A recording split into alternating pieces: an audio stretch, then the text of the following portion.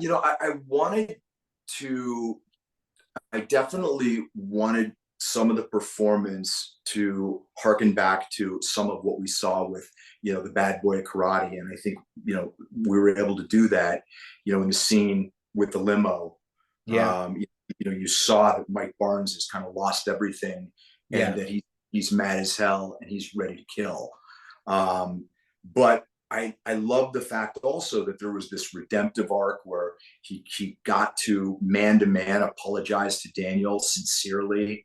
We see that he's kind of smoothed out some of his rough edges, and he's learned a few things and he's become a better guy. But when push comes to shove, and he's thrown into a corner and everything's taken away from him, he certainly can tap into the beast that lives within Mike Barnes. And what about the relationship with seeing, Terry Silver, 35 years later? What was it like with that reunion?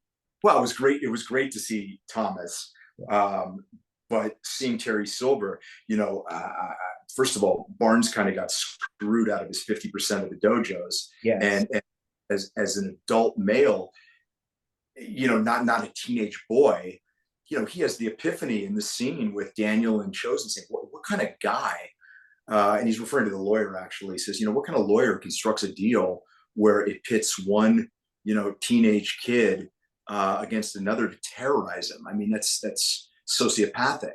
And so I think he's achieved some self-awareness and realizes that he really was just used, like a pawn by Terry Silver. And I think there's a tremendous amount of resentment and hatred that he has, and embarrassment for the way that he, interacted with Daniel. And I always wanted to play Mike Barnes in the film like he had a reason for doing what he was doing.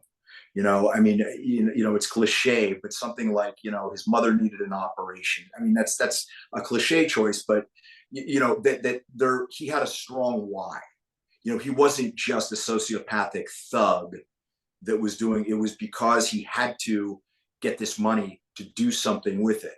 And that backstory was never generated, but in my mind, it was generated. And I think that helped me kind of, in this new incarnation of Mike Barnes in Cobra Kai, offer some colors that weren't seen in the original film.